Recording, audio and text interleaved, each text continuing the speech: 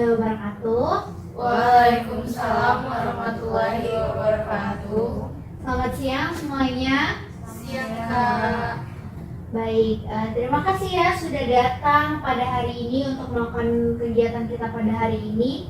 Nah, mungkin ada baiknya sebelum kita melakukan kegiatan hari ini, ada yang mau memimpin doa terlebih dahulu? Saya boleh Kak. Oke, silahkan.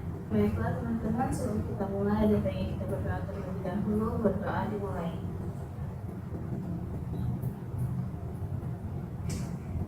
Berdoa selesai. Oke, terima kasih ya sudah memimpin doa pada kegiatan kita hari ini. Nah, mungkin ada baiknya kita perkenalan diri terlebih dahulu ya, karena seperti kata pepatah, tak kenal maka tak sayang. Jadi perkenalkan, nama saya Salbia dari program studi bimbingan dan konseling. Saya mahasiswa semester 4. Nah, mungkin teman-teman di sini boleh memperkenalkan diri kalian. Perkenalkan, nama saya Delvira Akterida dari Prodi Farmasi semester 4. Perkenalkan, saya Putri Syamdani Fedira, program studi pendidikan anak usia dini semester 4. Perkenalkan, saya Alisa Dinda Zahra dari Prodi Akuntansi semester 4. Perkenalkan, nama saya Amanda Dwi Utami dari Prodi Manajemen semester 4. Perkenalkan, nama saya Tania Permanetina, saya dari Prodi Komunikasi semester 4. Nah, mungkin kita sudah berkenalan tadi, mungkin kita dapat mengenal satu sama lain ke depannya ya. Nah, mungkin di sini teman-teman ada yang pernah mengikuti kegiatan bimbingan kelompok sebelumnya? Belum Kak. Belum ya. Jadi mungkin kalian belum tahu bimbingan kelompok itu apa. Jadi mungkin di sini aku sedikit menjelaskan mengenai bimbingan kelompok itu apa. Nah, bimbingan kelompok itu adalah layanan bimbingan yang dilakukan secara berkelompok dengan membahas suatu topik bebas ataupun topik tugas.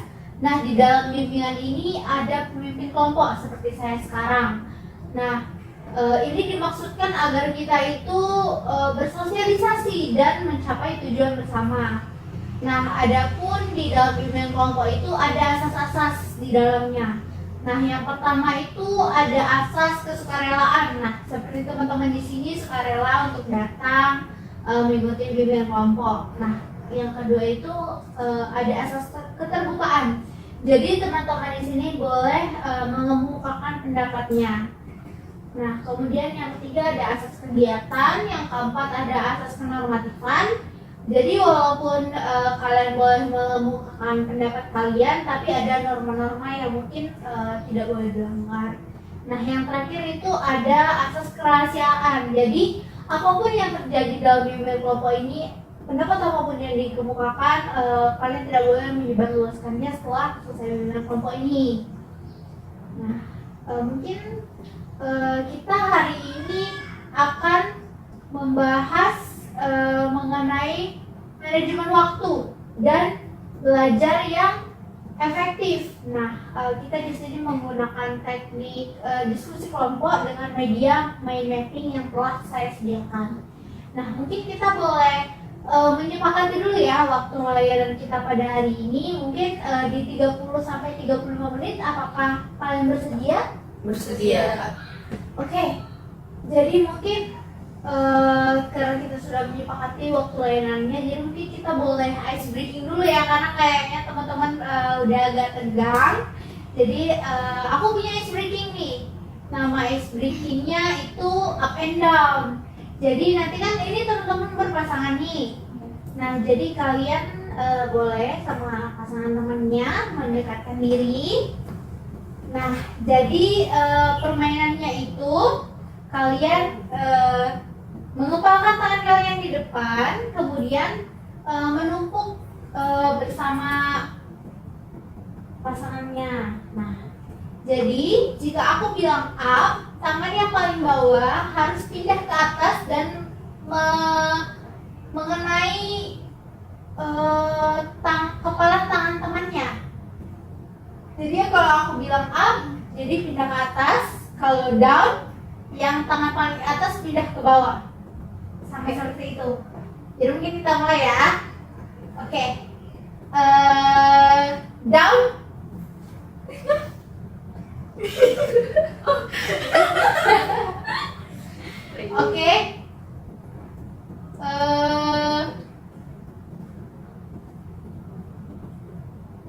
Up. Mungkin. Ketarik ya. Oke. Down. Oh iya. Oke. Up. Udah deh. Oke. Down.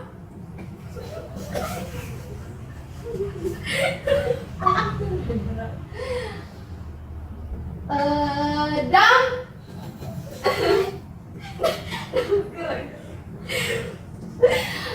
Kita terakhir ya. Up. Oke, mungkin itu sekian review kita pada kegiatan kita hari ini. Oke, karena kita udah mulai semangat nih ya. Jadi mungkin di sini teman-teman ada yang mau memperbaiki posisi duduk kita terlebih dahulu agar lebih nyaman sebelum kita memulai kegiatan kita. Teman-teman di sini apakah sudah siap nih untuk mengikuti bimbingan kita? Siap. Oke, jadi mungkin kita di sini ada mind mapping. Ini boleh.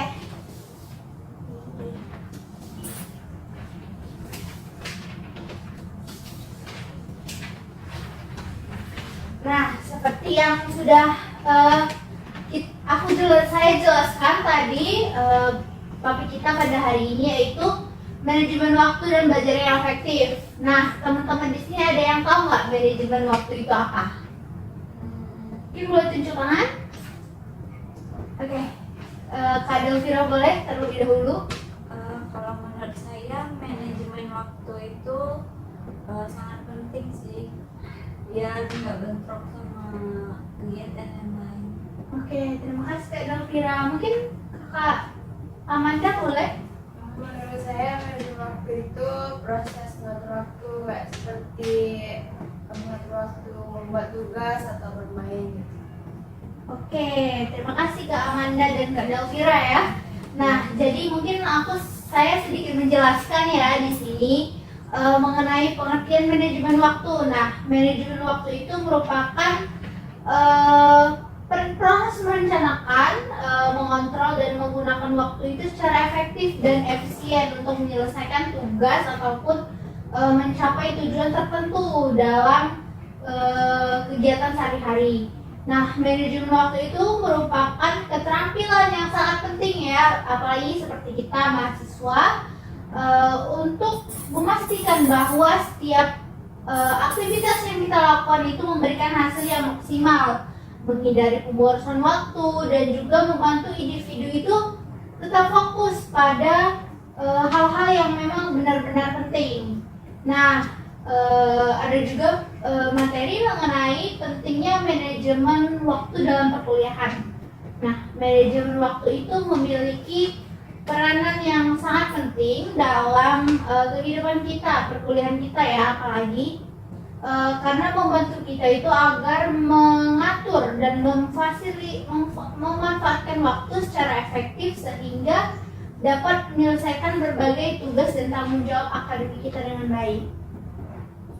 Nah, alasan mengapa manajemen waktu itu penting ya dalam perkuliahan, yang pertama itu menghindari tugas menumpuk. Nah, seringkali ya kita itu diberi tugas dari dosen itu kan banyak ya, dan deadline-nya mepet. Nah, kita itu dapat memanajemen waktu agar membantu kita itu menyelesaikan semuanya itu tepat waktu. Nah, kemudian ada meningkatkan produktivitas belajar. Nah, waktu belajar yang teratur dan terencana itu juga membuat pemahaman materi kita itu lebih baik. Kemudian juga dapat mengurangi stres dan kelelahan. Nah, seringkali kan kita itu belajar itu SKS ya, sistem kebut semalam. Nah, dengan jadwal yang jelas itu kan kita dapat menghindari sistem kebut semalam tersebut dan merasa lebih tenang kalau udah mau menjelang UTS, UAS gitu kan. Nah, kemudian dapat menyeimbangkan kehidupan, karena kan seperti yang kita ketahui hidup kita itu tidak hanya mengenai tentang akademik, tapi ada juga non akademik. Nah, ada juga kehidupan sosial, kegiatan organisasi. Nah, itu juga manajemen waktu itu dapat membantu menyeimbangkan semuanya itu agar maksimal seperti itu.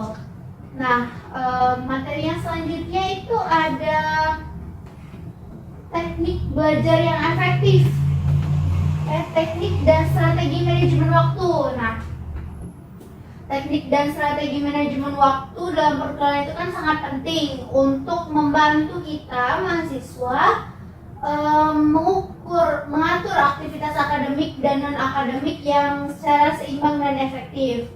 Nah, yang pertama itu bisa kalian lihat di mind mapping, yaitu membuat jadwal harian atau mingguan yang rinci, mencakup waktu untuk kuliah, belajar, mengerjakan tugas serta waktu istirahat dan aktivitas pribadi. Nah, jadwal ini itu bisa dibuat secara misalnya Google Calendar ataupun ada aplikasi-aplikasi yang mungkin sekarang itu sudah memadai ya untuk melakukan membuat jadwal harian seperti itu. Nah, kemudian yang kedua itu ada mahasiswa itu perlu memprioritaskan tugas itu berdasarkan tingkat kepetikan dan deadline-nya. Jadi kalian itu bisa mengerjakan tugas itu menurut deadline dan kepetikan tugas itu tuh apa. Jadi agar terstruktur pengerjaannya. Kemudian yang ketiga itu adalah menggunakan teknik Pomodoro. Nah, teknik Pomodoro ini salah satu metode yang populer ya digunakan, yaitu menggunakan teknik fokus selama 25 menit dan istirahat selama 5 menit. Jadi kalian itu tidak terus-terusan belajar dan tidak terus-terusan belajar dan ada waktu istirahat agar tidak kelelahan ya, seperti itu. Kemudian yang keempat itu kalian bisa membuat to-do list. Jadi to-do list tugas mana yang kira-kira sudah dikerjakan ataupun yang belum dikerjakan. Nah, kemudian dapat menerapkan smart goals agar fokus pada hal-hal yang memang benar-benar penting dan sesuai dengan deadline. Kemudian yang keenam itu ada mengurangi penggunaan gadget dan media sosial ketika kalian itu sedang mengerjakan tugas. Jadi kalian itu fokus pada tugas kalian. Kemudian yang terakhir itu juga adalah menjaga keseimbangan antara studi dan kegiatan non akademik, seperti misalnya kalian hobi olahraga, misalnya mau melakukan aktivitas lain olahraga, nah itu penting juga ya. Kemudian materi yang selanjutnya itu adalah teknik belajar yang efektif untuk mahasiswa. Nah, ada beberapa teknik ya, seperti yang ada di mind mapping tersebut. Yang pertama itu adalah teknik Pomodoro. Nah, teknik yang membagi waktu belajar menjadi 15 menit dan istirahat singkat selama 5 menit. Nah, yang kedua itu adalah teknik spaced repetition dengan metode active recall atau pengingatan aktif, seperti menguji diri sendiri tanpa melihat catatan agar memperkuat ingatan jangka panjang dengan mengulang materi secara bertahap dalam waktu yang semakin panjang. Nah, yang ketiga itu ada yang terakhir ya, teknik yang terakhir yaitu mencatat Cornell, yaitu membantu mahasiswa organisasi catatan secara sistematis dan mudah direview kembali ke depannya. Nah, mungkin itu materi yang dapat saya sampaikan ya tadi mengenai manajemen waktu dan belajar yang efektif. Nah, mungkin di sini ada teman-teman yang ingin menyampaikan pendapatnya mengenai manajemen waktu dan belajar yang efektif. Mungkin kita bisa bertukar pikiran. Mungkin ada teman-teman di sini boleh tunjukkan. Mulai semuanya aja nggak sih Kak? Oh, oke, boleh ya. Mungkin dari Kak Delvira terlebih dahulu, silakan Kak mengungkapkan pendapatnya mengenai manajemen waktu itu. Manajemen waktu sangat bermanfaat sih untuk kehidupan. Oke, mungkin terima kasih Kak Delvira. Silakan Kak Syafna. Manajemen waktu ini mungkin untuk aku sendiri itu sangat-sangat penting karena yang emang jadwalnya padat banget gitu. Oke, terima kasih Kak Syafra. Mungkin silakan Kak Lisa. Kayak aku baru sadar kalau misalnya di kehidupan kita yang sebagai mahasiswa ini tuh manajemen waktu tuh ternyata benar-benar penting ya. Kan kita biasanya anggap kayak sepele kan, kayak manajemen waktu itu udah kita bisa aja bagi-bagi kapan kita harus main, kapan kita harus belajar, tapi kenyataannya kadang kita masih suka Menyesalkan. iya, kapan sih waktu kita harus belajar, kapan kita harus main, jadi kayak banyak tugas yang kompleks. Iya, mungkin silakan Kak Amanda. Iya, jadi kayak manajemen waktu itu ya sangat penting lah gitu kan, kayak lagi banyak mainnya. Oke, mungkin silakan Kak Talia. Kalau menurut saya sih itu penting manajemen waktu, apalagi kalau kita lagi kayak susah bagi waktu antara organisasi, belajar, ketemu sama teman, itu kan susah. Jadi kalau manajemen waktu ini penting lah untuk kita sebagai mahasiswa. Oke, jadi kakak di sini sudah menjelaskan ya dan berpendapat nih mengenai manajemen waktu. Nah, mungkin di sini aku ingin saya ingin tanya kepada kakak, kepada teman-teman, jika menurut pendapat kalian, apa yang pernah kalian lakukan untuk manajemen waktu itu? Apa kegiatan apa yang pernah kalian lakukan? Mungkin kakak. Oke, silakan Kak Lisa. Kalau saya sih mungkin dari nyatet di binder depan ya, kayak to-do list gitu, apa aja yang harus dikerjain sama apa-apa aja tugas yang belum saya kerjain. Jadi saya tuh tetap inget gitu, jadi ada di halaman paling depan. Jadi saya bisa tahu tugas yang ini belum saya kerjain atau apa sih yang harus saya lakuin hari ini. Jadi sehingga kayak nggak keteter gitu lah di minggu itu. Oh iya, jadi membuat to-do list ya di depan binder agar selalu ingat apa yang mau dikerjakan pada hari itu. Oke, terima kasih Kak Lisa atas sharing pengalamannya. Mungkin ada kakak yang lain yang ingin memberikan pendapatnya juga? Saya boleh. Oke, silakan Kak Syafra. Kalau dari pengalaman saya ya, untuk jarak perkuliahan saya dari Palembang ke Indralaya itu cukup jauh dan cukup memakan waktu. Jadi saya itu banyak habis waktu di perjalanan saja. Jadi kebanyakan saya mengerjakan tugas itu sambil dalam perjalanan, dalam mobil gitu. Terus juga saya pakai cara yang sesuai deadline, yang dimana kan kebanyakan tugas itu deadline-nya 1 minggu. Ya, Jadi saya mengurutkan dari mata kuliahnya gitu. Ya, misalnya hari Senin saya kerjainnya hari Selasanya atau Rabunya gitu. jadi terstruktur ya Kak, Iya. jadi dibuat jadwal sesuai deadline ya, Iya. sesuai deadline tugasnya. Oke, mungkin kakak yang lain boleh? Oke, silakan Kak Talia. Mungkin kalau saya lebih ngurangin bermain gadget saat kuliah, lebih fokus ke mata kuliah dan lebih untuk apa? Mencatat materi ya. yang disampaikan dengan dosen. Nah, mungkin itu dari Kak Talia, Kak Alisa, dan Kak Syafra. Mungkin kakak yang lain juga sama ya.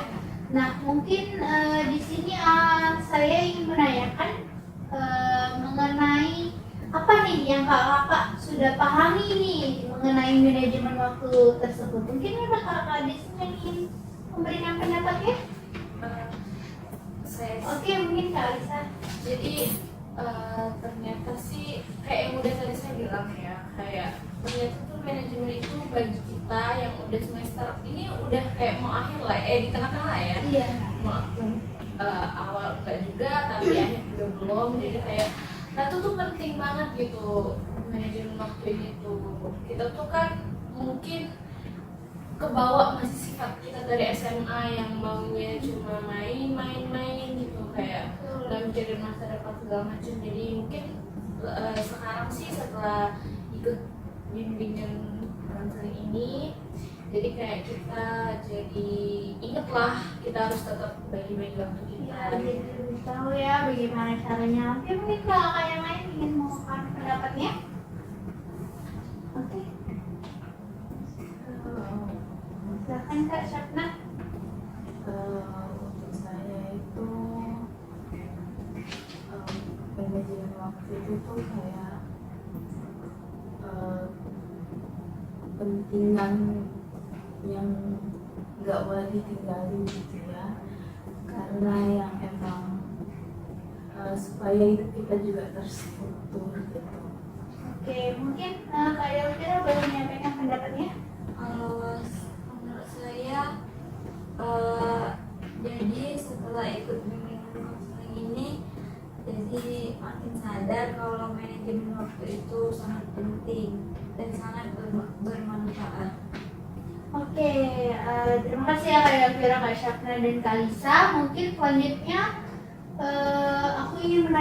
saya ingin menanyakan nih perasaan kalian nih setelah mengikuti bimbingan kelompok ini. Gimana perasaannya? Mungkin dari Kak Atalia boleh. Setelah mengikuti bimbingan dari Kak Salvia ini, manajemen waktu itu sangat penting. Terus dapat menambah wawasan kita juga untuk lebih mengurangi main di luar atau gimana gitu. Ya, gitu ya. Mungkin terima kasih ya Kak Atalia. Mungkin silakan Kak Amanda. Ya, sebenarnya terima kasih menambah pengetahuan dan ternyata sangat penting ya manajemen waktu ini. Oke, silakan Kak Lisa mungkin. Pertama sih makasih ya Kak Sabio udah bantu kita, jadi kita lebih tahu apa yang kita ingin mampu, terus juga jadi kita lebih aware sama manajemen waktu dan lebih mikir ke depannya sih. Jadi kayak manajemen waktu itu penting dan kita juga lebih ke struktur seperti kata Kak Syafna. Oke, silakan Kak Syafna. Terima kasih Kak Lisa.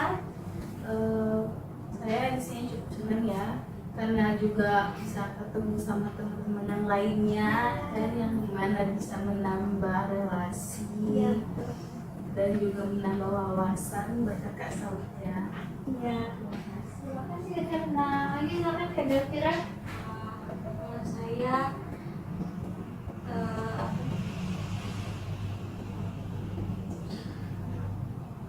sangat senang karena mengikuti bimbingan konseling ini sangat bermanfaat dan sangat berguna. Oke, terima kasih ya kakak. Mungkin dari penyampaian perasaan kalian nih setelah mengikuti bimbingan kelompok ini, mungkin akan segera berakhir nih bimbingan kelompok kita pada hari ini. Mungkin di sini aku sedikit mungkin saya akan menyimpulkan ya materi yang telah kita pelajari nih hari ini, kita diskusikan hari ini. Nah, yaitu manajemen waktu itu merupakan keterampilan yang sangat penting untuk memastikan bahwa setiap aktivitas kita itu yang kita lakukan itu memberikan hasil maksimal dan menghindari pemborosan waktu dan membantu individu itu agar tetap fokus pada hal-hal yang benar-benar penting. Nah, seperti yang kita ketahui kan kita ini mahasiswa semester 4 ya, mungkin banyak sekali hal-hal yang dikejar-kejar deadline seperti itu, apalagi kalau saya sudah mendekati semester akhir seperti sekarang itu misalnya ada yang skripsi kan, mungkin semester atas. Nah, itu manajemen waktu itu sangat penting agar kita ini tahu apa yang mau kita kerjakan agar tidak melakukan pemborosan waktu seperti yang ada di MindMap itu, agar kita juga dapat hidup lebih sehat kalau ada manajemen waktu kan agar kita tahu waktunya istirahat tuh berapa menit, waktu untuk belajar, waktu untuk refreshing sama teman-teman juga boleh. Nah, mungkin seperti teknik dan strategi juga untuk manajemen waktu itu kita bisa melakukan to-do list, membuat jadwal di Google Calendar, atau mungkin ada alarm-alarm misalnya ada untuk minum vitamin itu jam berapa. Nah, seperti itu agar membantu hidup kita itu lebih baik dan lebih sehat. Nah, kemudian ada juga ya teknik belajar efektif untuk mahasiswa ya. Seperti yang kalian ketahui pasti sangat penting untuk mengetahui gaya belajar kita. Jadi nanti pada saat mendekati UAS atau UTS kita tahu apa yang mau dipelajari dan tidak sistem lulus malam. Jadi nanti akan pusing ya kayak gitu. Nah, mungkin itu aja nih mengenai penguatan yang saya berikan kepada kalian. Nah, mungkin sebelum kita mengakhiri, saya mau tahu nih pesan dan kesan kalian setelah mengikuti kegiatan bimbingan kelompok ini, karena kan kalian belum pernah ya mengikuti kegiatan bimbingan kelompok. Jadi mungkin saya pengen tahu nih apa perasaan kalian setelah mengikuti kegiatan bimbingan kelompok ini di luar materi kita. Jadi apakah kalian happy atau apa hal yang mungkin ingin kalian keluarkan pendapat? Silahkan mungkin Alisa boleh. Ternyata bimbingan belajar kelompok itu nggak semenyeramkan saya pikir, serem yang kayak saya pikirin gitu kan. Mungkin kalau misalnya kita tahu sekilas, apalagi saya orang awam gitu kan, jadi kayak serius banget gak sih bimbingan kelompok tuh kayak apa sih, kayak takut. Kalau orang-orang tuh kan suka kayak bersepsi kayak apa sih nanti yang kita konselornya tuh takutnya kalau di bahasa kita yang anak-anak muda tuh kayak cepu gitu-gitu loh. Jadi kayak takut rahasia yang saya sampaikan atau keluh kesah yang saya sampaikan nanti nyampe ke Teman-teman yang lain ya. gitu. Terus juga saya seneng banget bisa kenal sama kakak-kakak dari kampus lain ini. Jadi kayak bisa nambah relasi, bisa nambah teman. Jadi mungkin kalau misalnya nanti saya ke Universitas Sriwijaya ke Indralaya, jadi saya ada teman, jadi saya bisa ada tour guide lah yang bisa kayak jadi guide saya kalau saya lagi ke Indralaya gitu sih. Ya, boleh banget nih Kak Lisa kalau nanti main-main ke Universitas Sriwijaya yang di Indralaya, nanti ketemu saya. Nanti boleh saya anterin mungkin ke tempat-tempat yang Kak Lisa belum pernah. Mungkin kakak yang lain boleh. Silakan Kak Syakna. Kalau saya sih merasa seneng ya udah coba bimbingan ini, jadi saya tahu gimana apa sih perasaannya gitu, jadi saya nggak takut untuk mencoba lagi untuk bimbingan selanjutnya. Mungkin Kak Talia boleh. Perasaannya Perasaannya ya senang, bahagia, bisa kenal kakak-kakak yang di sini yang dari Universitas ya. Oke, mungkin terima kasih Kak Talia. Silakan Kak Delvira. Mungkin ada pesan dan kesan. Kalau saya ya sama senang bisa ketemu sama teman-teman yang lain, bisa nambah relasi juga, dan sangat bermanfaat. Oke, terima kasih Kak Delvira. Silakan Kak Amanda mungkin pesan dan kesannya. Itu saya happy ya bisa ketemu teman-teman, bisa kenal satu sama lain gitu, kayak apalagi beda-beda kampus. Betul. Ya terus kayak tahu gitu kayak bimbingan ini gimana gitu kan, kayak Tidak semenyeramkan itu ya. iya. Oke. Ya. Oke, mungkin kakak di sini sudah menyampaikan pesan dan kesannya ya. Terima kasih sudah berbagi pesan dan kesan, sudah berbagi pendapat juga tadi. Mungkin kita berikan apresiasi dulu pada diri kita hari ini. Yeay. Terima kasih ya kakak sudah bimbingan kelompok kita pada hari ini. Mungkin karena kita tadi diawali dengan doa, mungkin kita dapat diakhiri dengan doa juga. Mungkin kakak di sini ada yang ingin. Oke, boleh silakan Kak Syafna. Kita tutup kegiatan kita kali ini dengan doa lagi. Doa dimulai. Doa selesai. Oke, alhamdulillahirobbilalamin. Terima kasih Kak Syafna sudah memimpin doa. Terima kasih kakak-kakak semuanya yang sudah hadir pada hari ini, sudah meluangkan waktunya untuk mengikuti bimbingan kelompok kita pada hari ini. Saya pribadi mengucapkan terima kasih sebanyak-banyaknya sudah membantu saya. Semoga ilmu yang saya berikan ini bermanfaat dan dapat membantu kakak-kakak ke depannya menjalani kehidupan perkuliahan. Mungkin saya pribadi mengucapkan terima kasih dan permohonan maaf apabila ada perbuatan ataupun pengucapan kata yang salah pada saat melakukan bimbingan kelompok kita pada hari ini. Saya mengucapkan terima kasih sebanyak-banyaknya. Saya akhiri bimbingan kelompok kita pada hari ini dengan mengucapkan wassalamualaikum warahmatullahi wabarakatuh. Waalaikumsalam warahmatullahi